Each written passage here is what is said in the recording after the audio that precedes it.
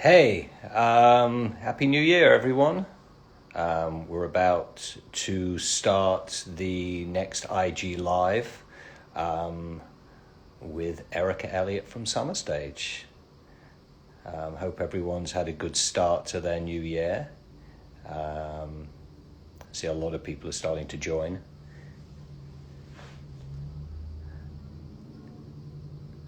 Um, Like I said, we have Erika Elliott from SummerStage. She's the executive artistic director of SummerStage and the Charlie Parker Jazz Festival.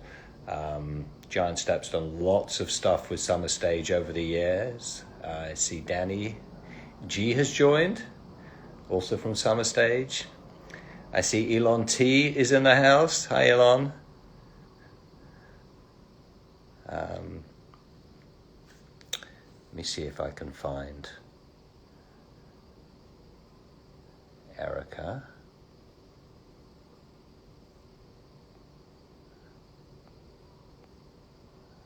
Oh, there we go. There's Erika.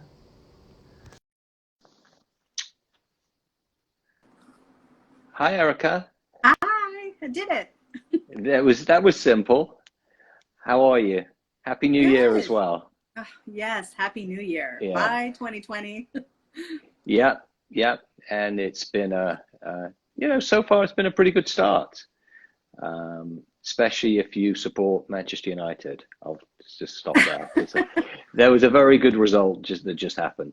Um, so you know, we have our IG Live series, which is celebrating 30 years of Giant Step, and I'm talking to people who have been a part of the company over the years, or people who have done stuff with us, and we'll get into it, but your various parts of your career have touched our company over the years. Yeah. And the other thing is, I really want to also, be talking to people who can give us sort of industry insights into what is happening and where things are going with various parts of the industry, especially as these are really unprecedented times. Yeah. So we got a good amount of people who are joining, a lot of old faces.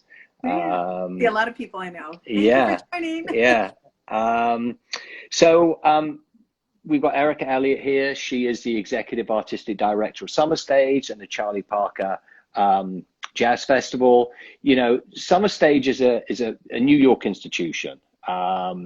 And it's recognized globally. And myself and Giant Step have been really lucky to do a lot of stuff with you guys over the years. In fact, the first time we ever did anything at Summer Stage was back in 1992, which What is was when that? it was an event with Jabot Jeans. I'm not sure if they're still Wow, of around. course. And it was, I think, the Giant Step Septet, Repercussions, and the DJ was Frankie Knuckles, and the MC for the day was an unknown gentleman by the name of Dave Chappelle. Oh, So that was the first I wonder time. if he became anything. I don't know quite what happened to him since, but that was the first ever thing we did with Summer Stage. Um, and obviously we've been doing lots and lots since then. But I think what would be really good for people, because everybody knows the name Summer Stage, but I think it'd be really good for you to explain what your role actually encompasses. Because it's not just Central Park and it's not just the Charlie Park. It's much more than that.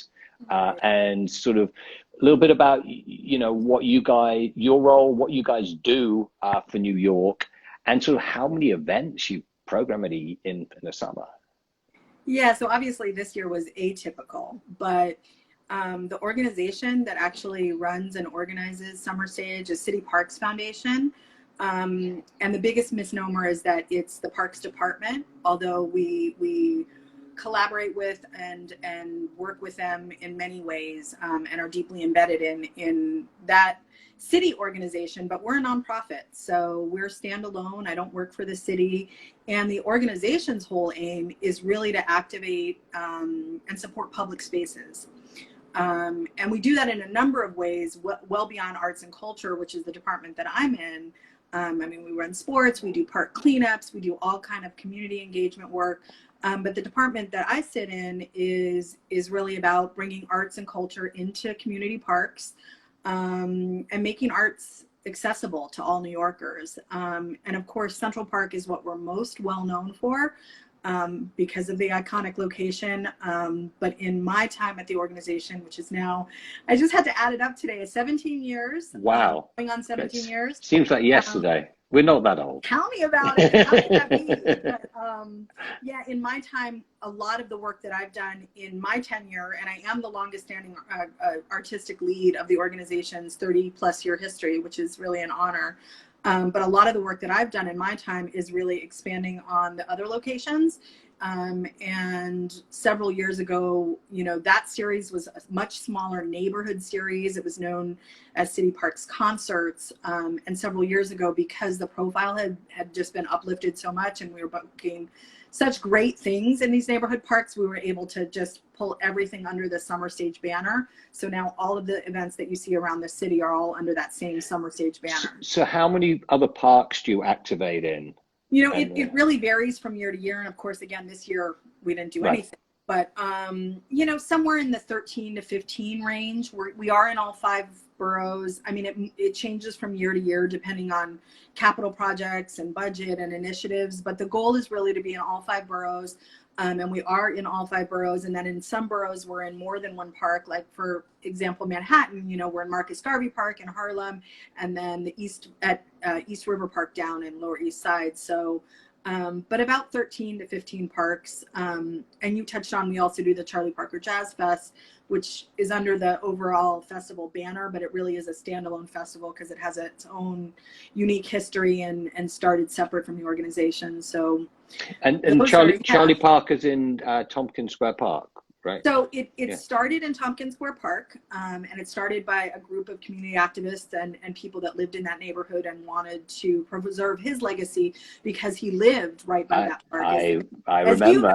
I used to walk past his house every day when I lived there and like tip my baseball cap. Yes. Yeah. So it started in Tompkins Square Park, but then several years after the festival was created, really just by community activists who loved jazz and wanted to do something in their neighborhood, they could no longer manage it. And so City Parks Foundation took it over.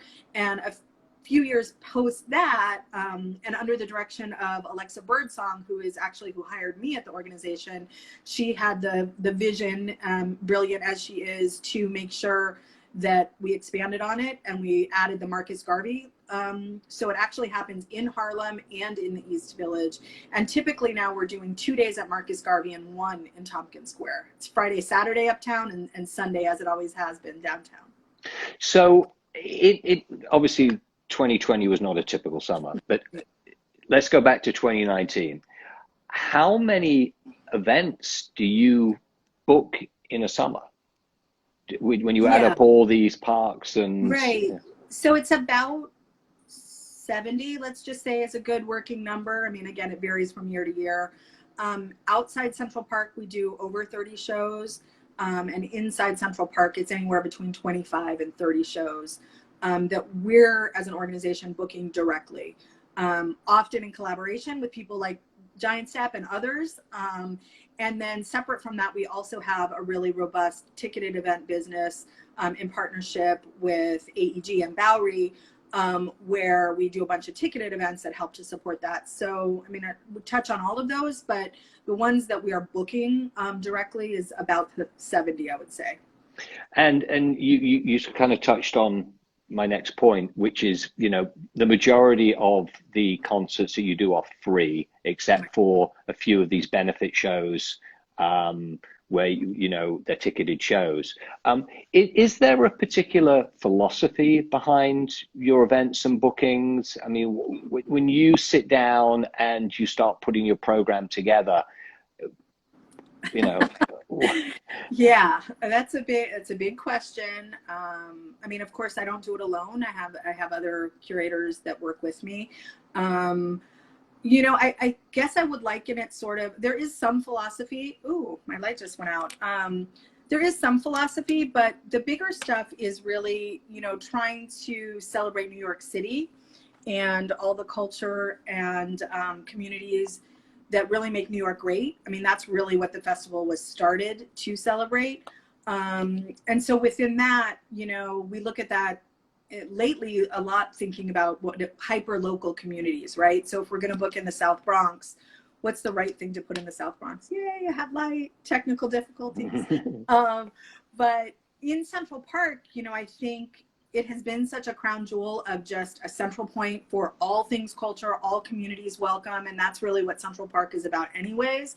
So I would say more than a philosophy, the bigger challenge is how do you really, in 25 or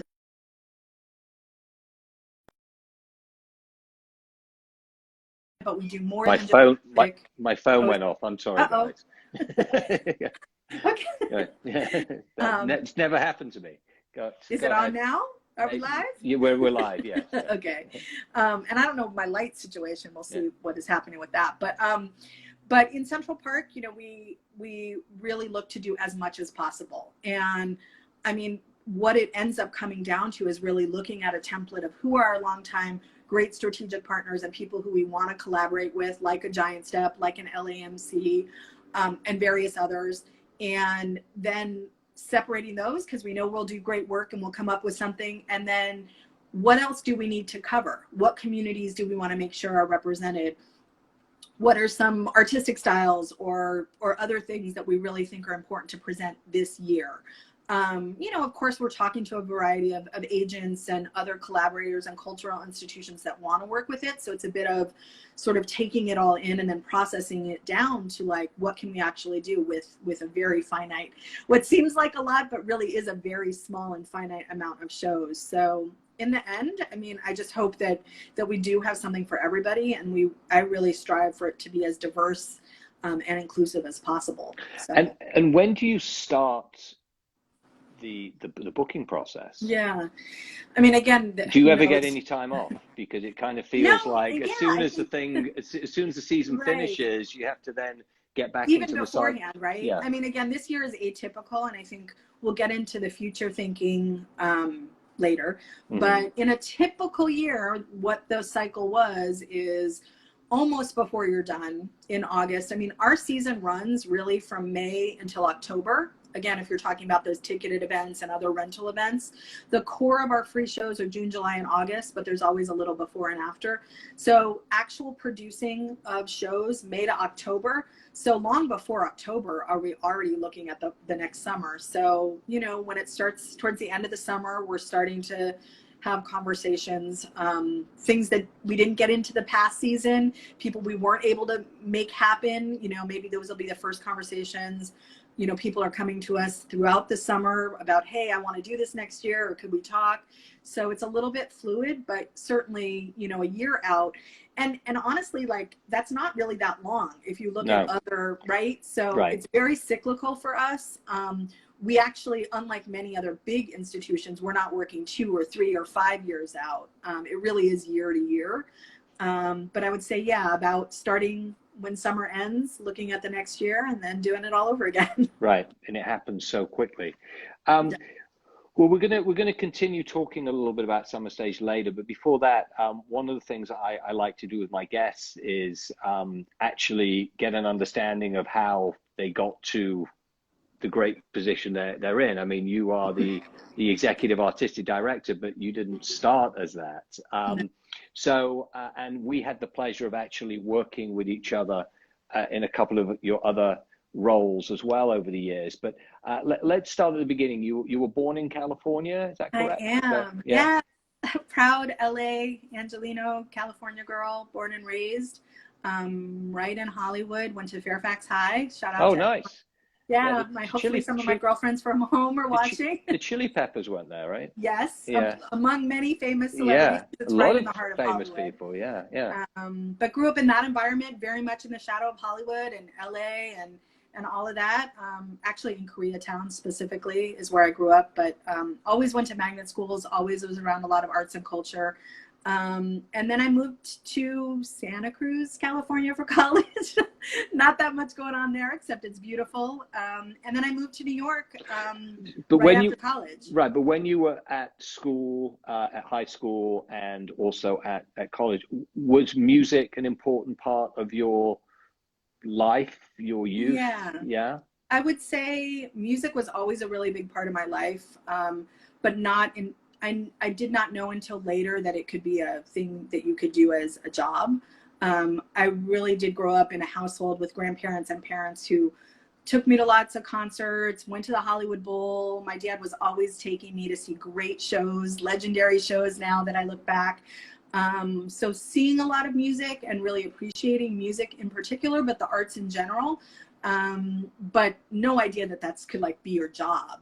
And I think the only inclination that even was a career path is that my boyfriend in high school was a DJ and then went on to get a job at a record label out of high school. And I did have a lot of friends, including some that are in New York, shout out to Ems, that were DJs, working DJs, had radio shows, were making things happen on a certain level in the music industry. And so that was my only inkling that there was even a career path there. But because I wasn't a DJ or a musician myself, I kind of was like, oh, well, I don't know how that's going to connect. But went to college and then interned, I guess, and tried to figure it out. And that led me to New York because I came to New York after I graduated to do an internship with a record label. And which record? Ever since. Which record label was that? Was that Loud? Loud Records. Loud Records. And so, for those who don't know who Loud Records were, because they're not around anymore, I think it's very important to talk a little bit about Loud. Because really, they were the archetype of what became like so many other labels kind of followed. Not only labels, but I think marketing style as well, because Steve Rifkin really, I think, revolutionized the street marketing. This is way before digital internet. This was hand-to-hand combat. And we set up a very successful marketing company with Giant Step, and we based it we were very inspired by what they did. Talk a little bit about Loud and some of the artists like the Wu-Tang Clan who were on the label at the time. So. Well, I feel obviously forever grateful that I happened to land there, and I landed there really just through a bit of a random connection. But I couldn't have landed in a better place, and I don't think my career would be what it is, and certainly I landed somewhere that just fueled my passion for music, because I was a long, standing hip hop fan. And so to then actually be at a label that was young, pioneering, indie, hands-on, run by young people. I mean, it wasn't corporate. It was a great place to be. And so, I was there when Funkmaster Flex did the first ever mixtape, which of course now mixtapes are just like a known thing that everybody does. Right. The street team stuff was really groundbreaking and revolutionary and really did impact and influence a bunch of people. And we broke some big records. I did work on the Wu-Tang. Right. That was probably the biggest because Wu-Tang is the biggest, but also Big Punisher, was there for his first record. Yep. I don't know. There's a lot more. Sadat X, we did his record. Exhibit. I don't know. A lot of and how was it being a female from California, kind of like getting thrown into the deep end of sort of New York hip hop? Well, I was happy as could be. I don't know how I was perceived necessarily by others, and I certainly wasn't the mold or the model. But I think anyone from that time would agree I had a crazy work ethic and was smart, and I worked my ass off, and I had a separate job because I needed to make money. I wasn't getting paid, and I was hungry to learn. I felt totally at home. I mean, that was the culture in the community that I wanted to be part of, even if I didn't look necessarily the part. So for me, it was great. I was a little bit out of my element, like even just I remember the first winter, like running to the window and being like, it's snowing. Everyone's like looking at you like you're mad. Yeah. Yeah.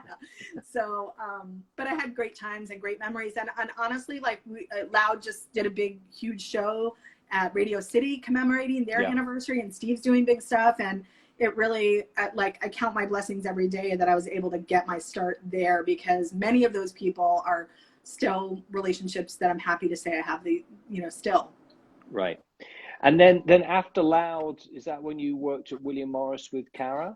Yeah. I did. So yeah, that's and again, I think we need to give Karra a little bit of for people who don't know. I mean, Karra Lewis is I mean, probably the most legendary music agent of our generation, and that's no disrespect to a lot of the other amazing agents out there. Yeah. But for me, Karra was the person I first cut my teeth on as a young promoter, and you really do look. You have to cut your teeth with Karra, and she's an incredible agent. So, what was that experience?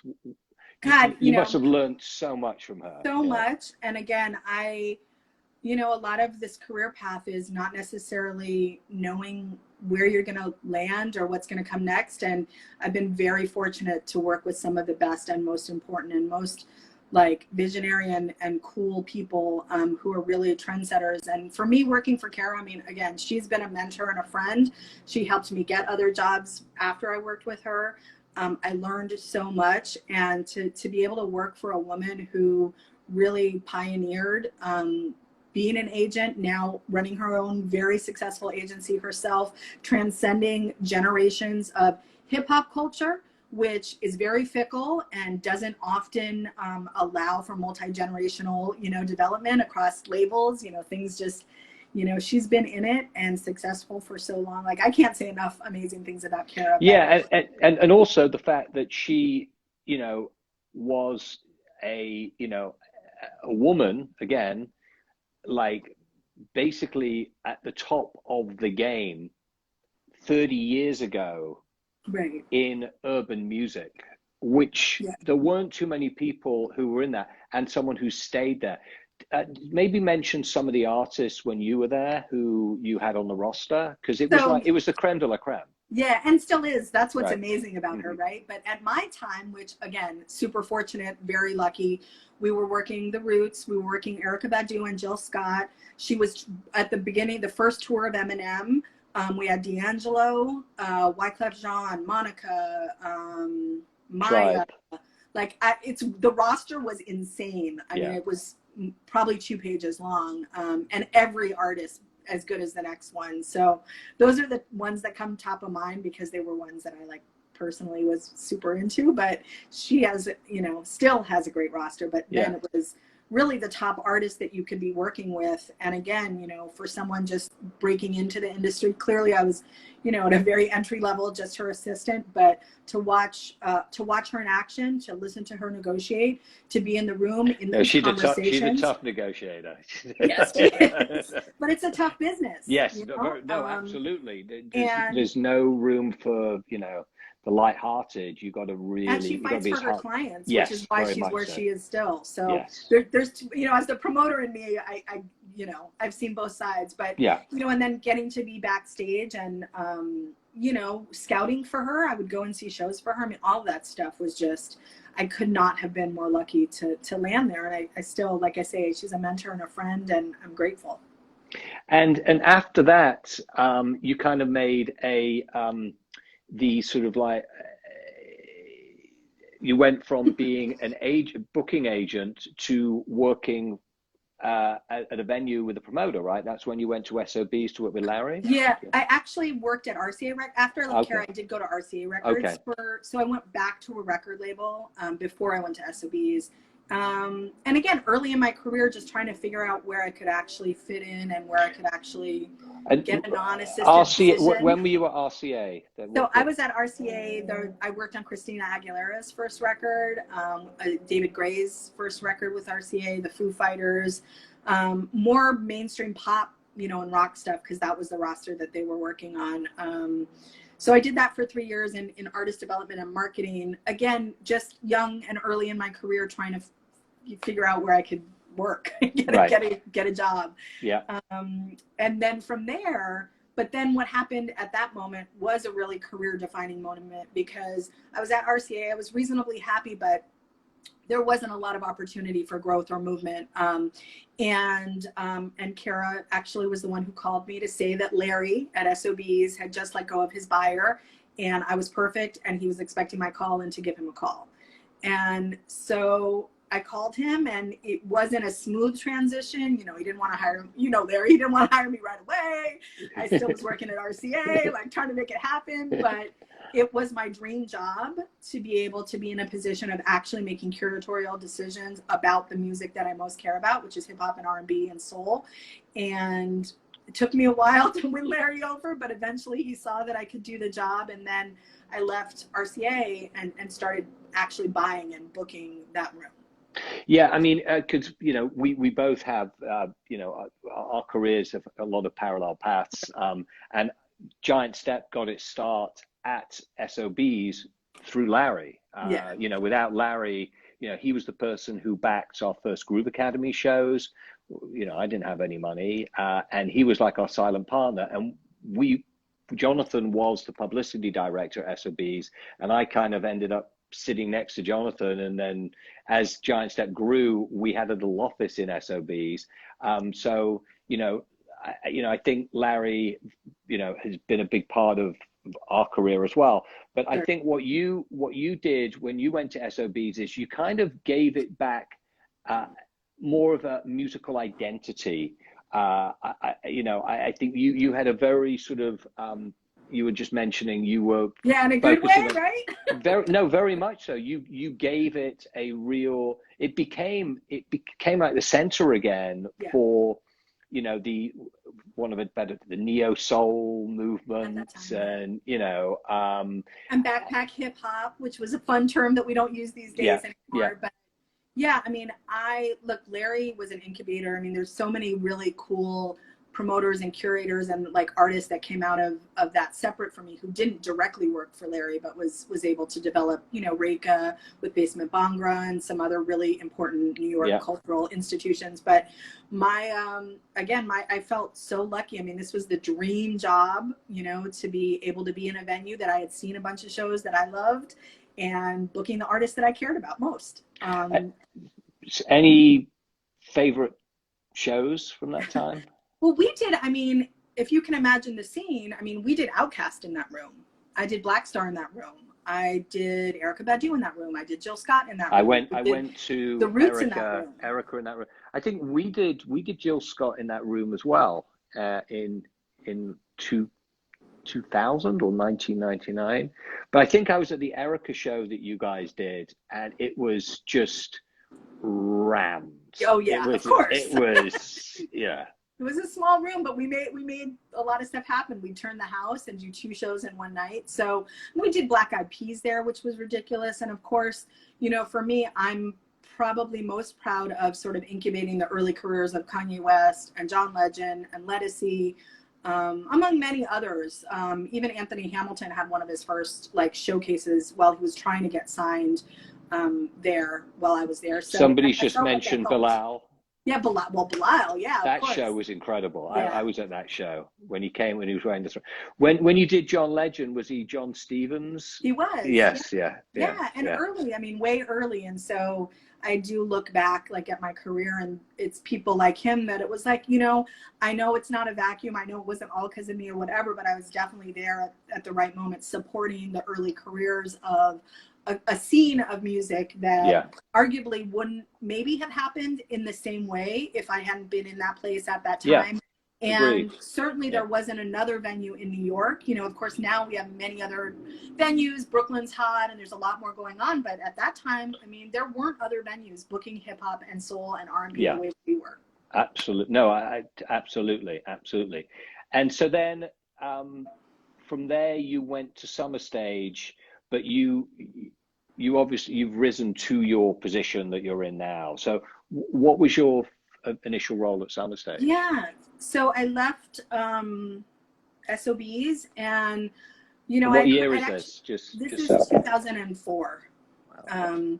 So I actually didn't intend on leaving SOBs. That was kind of won't get too deep into that, but I wasn't planning to leave Right. SOBs.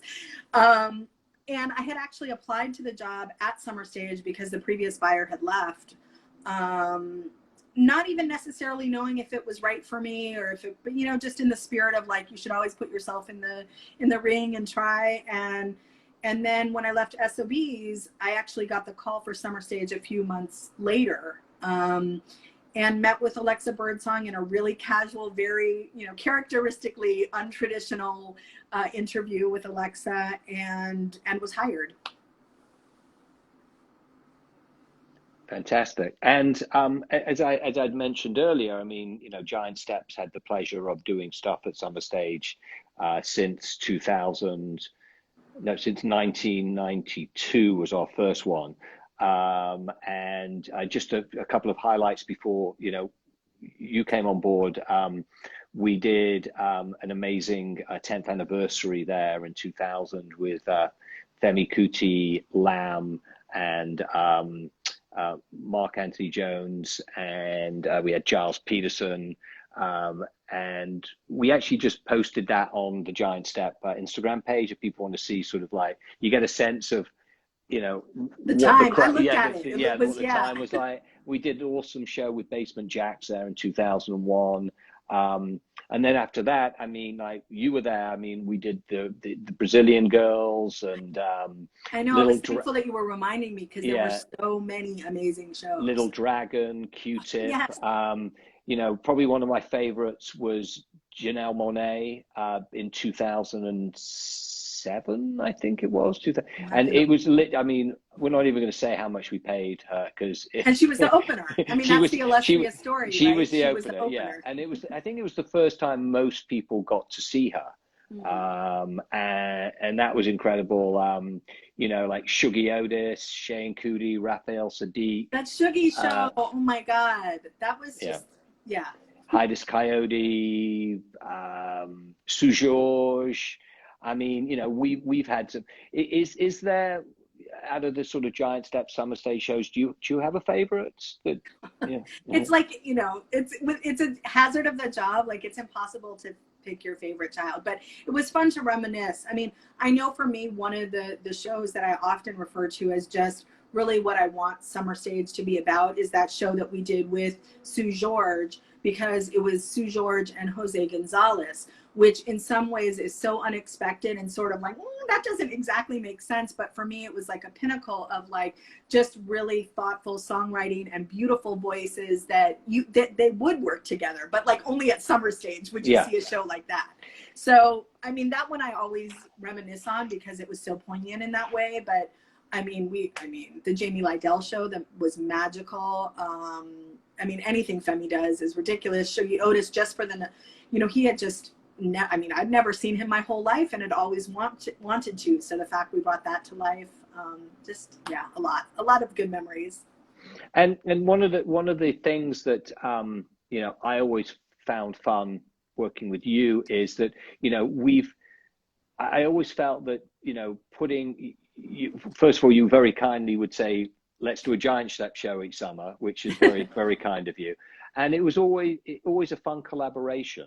You and I would start like trading ideas, and by the end, we'd sort of throw it all up in the air, and then it'd land and go, oh wow, we've got an amazing show. And so it's always been a lot of fun working with you. And the other thing I love about SummerStage is that it brings a unique audience out, because we're used to doing events in the evening, so they're in clubs, so there's a restriction, there's times, there's just a lot of barriers that limit people, and there's a cost, people from going to them. Whereas SummerStage and the shows that you do with the parks, it's free.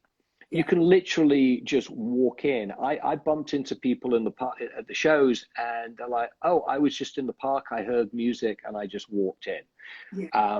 You have all ages there. You have, anybody can come. So it creates a very unique atmosphere and vibe, which makes it so special and really brings out the diversity of the city. Whereas when you're in a club or a venue, you lose a lot of that stuff. Yeah. No, agreed. I mean, you know, going back to the philosophy of the organization and why we exist, it's exactly for that. I mean, it should be a place where people can join in community and have the joy of culture without any kind of barriers. So no tickets, you know, being daytime. I mean, we do evening shows too, but everything's pretty early. So you can bring your kids, you know. Some of the best stuff is when you see multi-generational, you know, grandma and parents and kids, and it's something that everybody wanted to see. And that happens a lot. And it is really some of the, you know, more poignant or, you know, powerful moments when you see that. And not just, of course, in Central Park. I mean, again, across the city, when you can see families that are able to see great music and dance. And, you know, we've done theater and film and other things as well, but it's powerful. Art's powerful. And when you can offer that to people with no barrier, I mean, that's why I've been there 17 years. Right. Really, like, what's better than that? So, I mean, I'm sure there's lots of highlights, but what are some of your proudest moments, like where you've kind of like, the show started and you're like, oh my God, I just can't believe, I'm like, you're pinching, it's like, this is what it's all about, because there's stress, there's hassle, there's, you know, I mean, I remember the Shea and Cudi one where literally 2 days before we were booking another headliner because they weren't going to make it in time, you know. Yeah. So I mean there's endless challenges, right? That's the nature of live music, and really, like a lot of jobs, there's always challenges, but I guess I just have to like lean into like my personal taste, because I do take myself out of a lot of the curation, because I really try to be altruistic and I try and think larger than myself, and like, you know, what other folks are going to want to see that are not necessarily into the type of music that I'm into. But the things for me that, of course, are the most exciting are the ones like, you know, Nas, my first year. You know, I just feel like that's a moment I'll never forget, nor will anyone else that works in my organization. But Erika, hold on a second. You've kind of disappeared. Yeah, it's like you're behind a curtain. And do you want to maybe? Oh, we've lost you. Okay, I think she's going to come back. I think there was some technical difficulties in the Bronx there, but Erika will be coming back, I hope. But here we go. We're going to bring her back.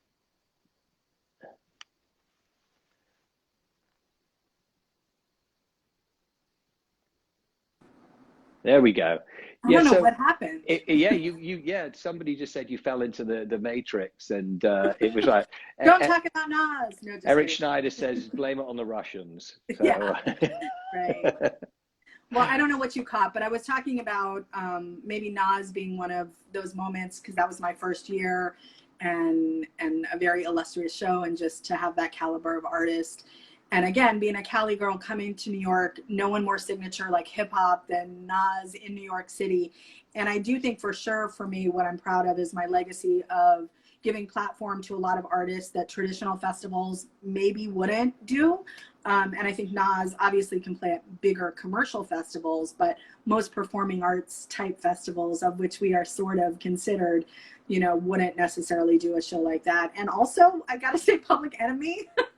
When I did Public Enemy, I mean, again, as a girl growing up in Cali, like listening to those records and seeing, you know, Fight the Power in the streets in Brooklyn, and just that imagery when I didn't even live here, and then to be in Central Park looking out and seeing an audience, and, you know, I get to work with my musical heroes. And I mean, the list is really, really long, but those are two off the top of my head. And it's a really long list. I mean, Pete Rock, who I just worked with this summer, is like arguably my favorite producer of all time, and maybe him and Premier, I would say neck and neck, and I've got to work with both of them and present them. So I don't know.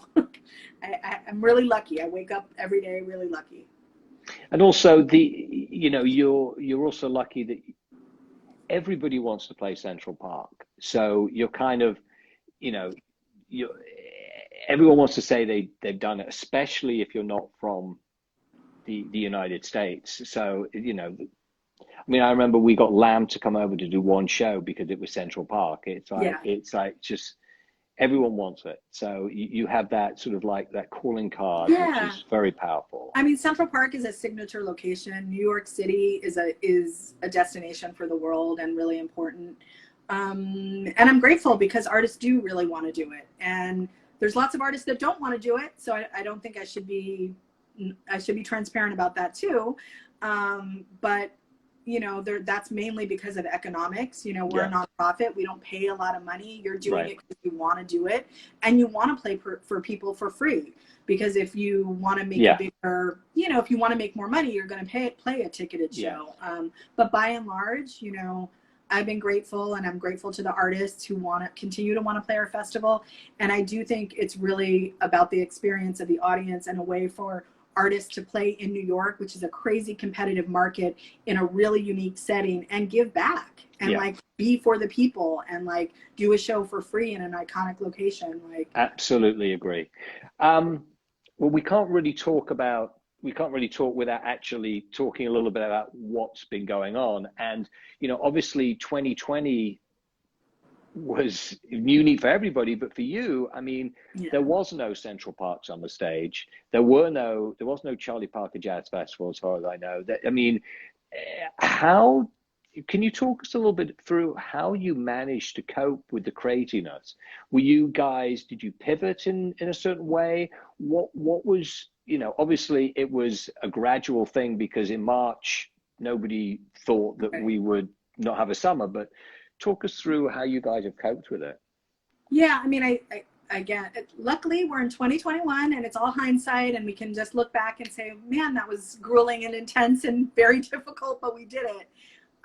The process was very, you know, always in development, I would say. And it was evolving as the situation was evolving, which is a very difficult way to work. But it's sort of the new norm that we're sort of all living with, the reality that you kind of have to take every day as it is and see what happens. So, but, you know, we just in terms of what the year was like, I mean, we had this season fully booked.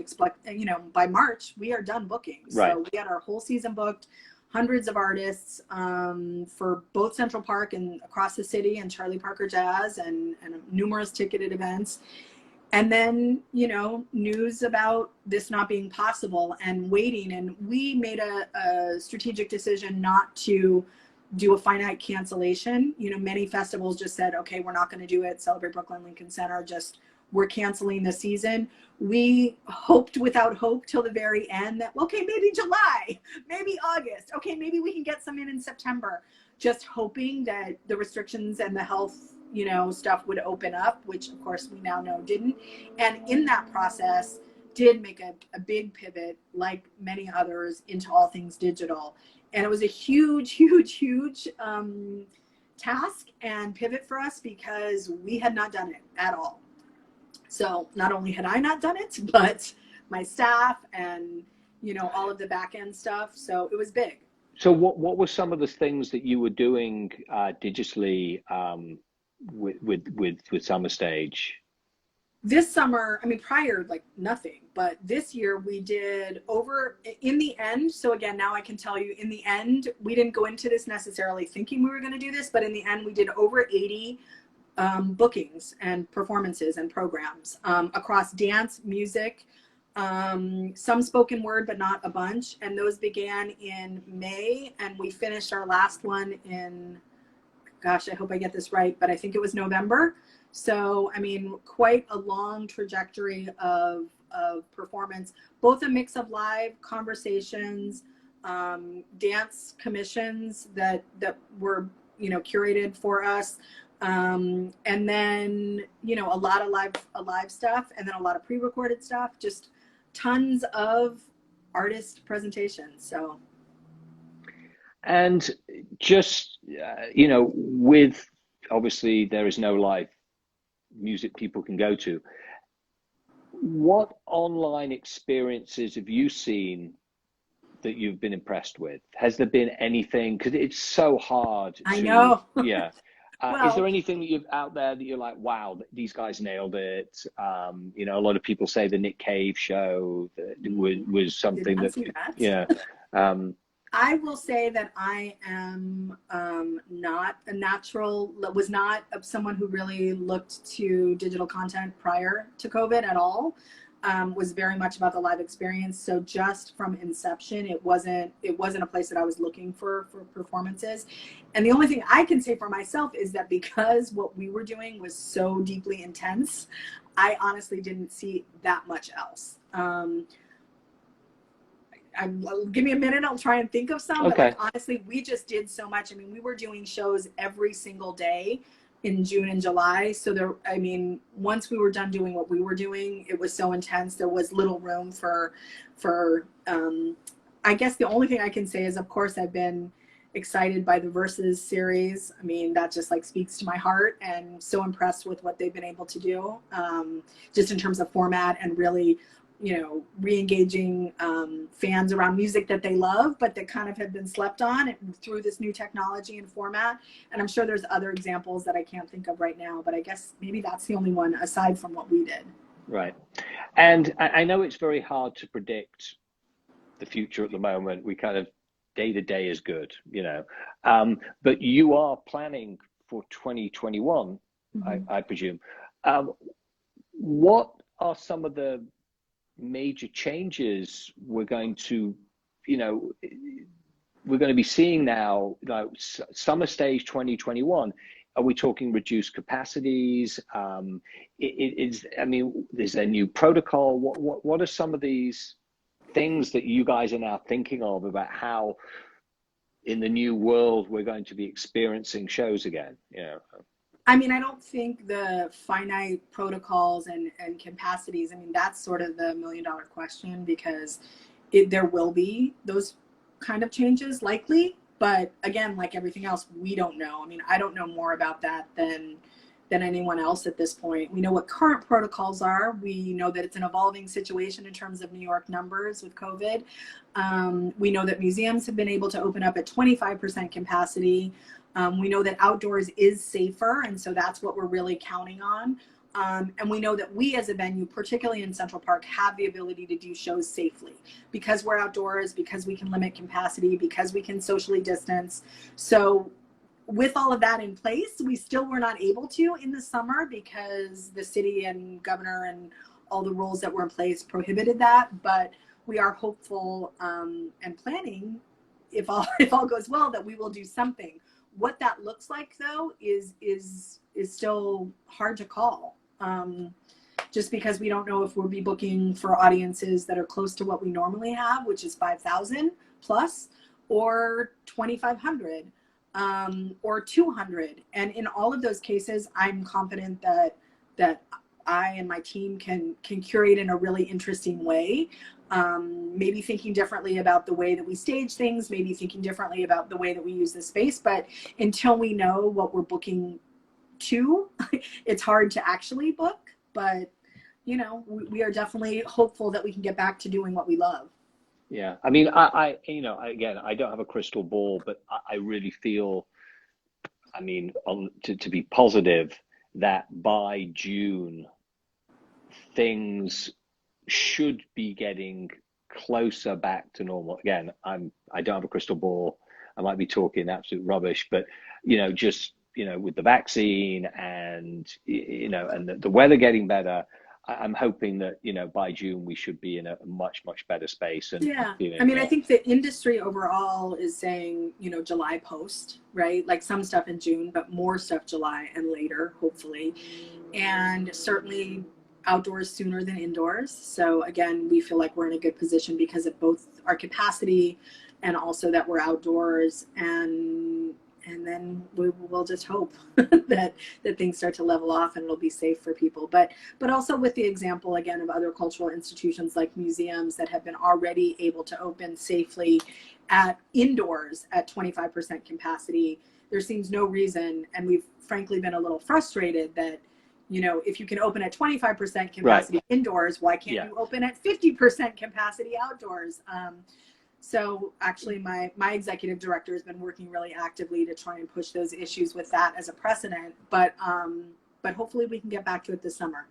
Yeah, no, I really hope so too. You know, last week, the new stimulus money got passed, accepted, signed by the president, and within that was the Save Our Stages bill, which was a $15 billion relief to independent concert venues, theaters, and cultural institutions. Is that something that you guys participated in? We were a signing member. I was active with the group, but I was not as active and leading the charge as some of my other independent colleagues, just because of, frankly, we had so much going on. We are an independent nonprofit, so we do fit the model of what all we have been fighting for, which is money to support arts and culture. But I can't take credit for saying that I helped move that along, but we are a member of that group, and I'm so thrilled to see that happen, because I think we all believe and know that without those clubs and those smaller rooms, it's an ecosystem culture. Spaces like that are where people cut their chops and have a chance to develop their craft, to become the artists that they will later become. And without those venues, the whole system is broken. Correct. So I'm hopeful it's enough.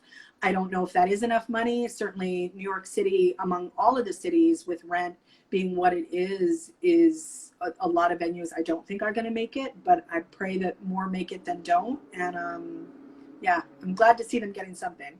And hopefully we'll get something too, but it's a little bit of working through the guidelines, because we're not a traditional independent venue.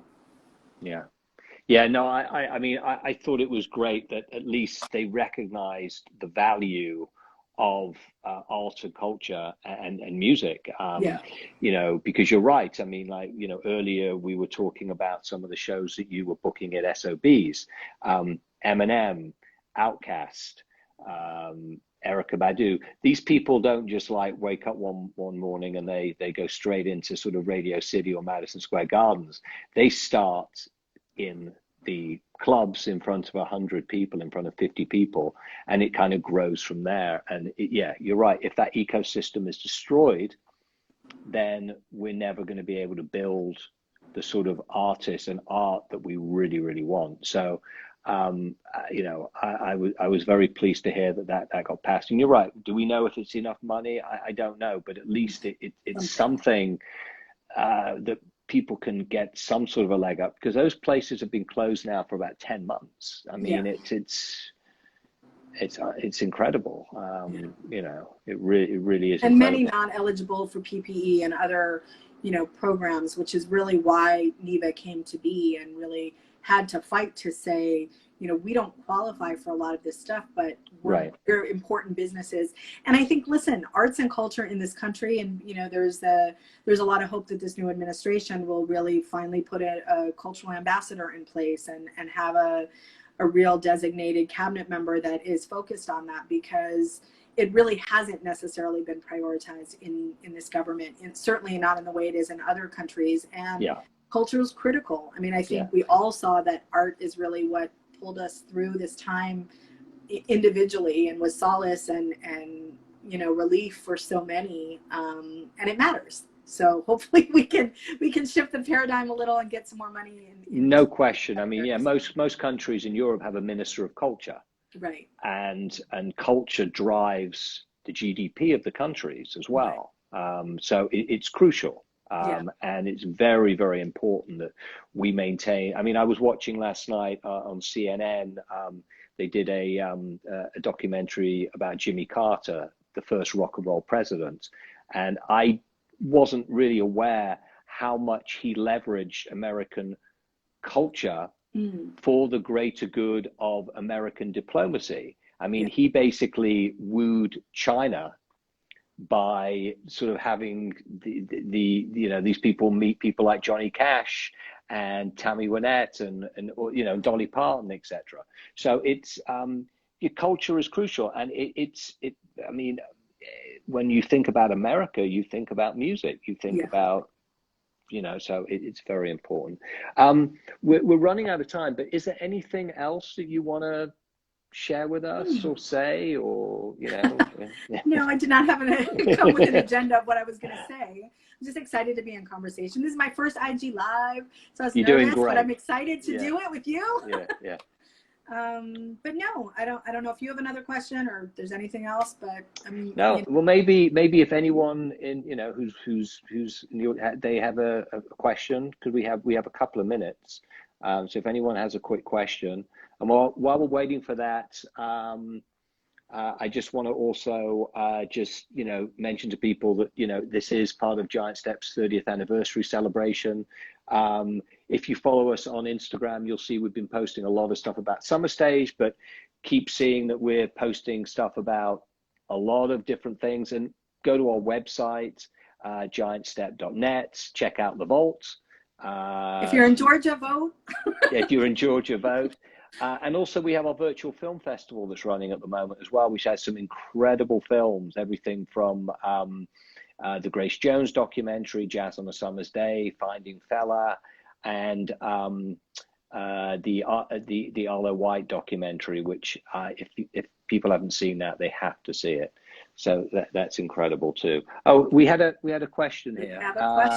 Are we going to do in real life and digital, right? Is that the one you're seeing? Yeah, virtual real life model once the pandemic is over. Yes. Yeah. So we will. I mean, the thing is with digital content that once you jump off that cliff, you do need to keep feeding it. I'm actually really excited. Maybe I should have thought to say we've got a bunch of digital content coming up between now and when the season hopefully will start in June or July.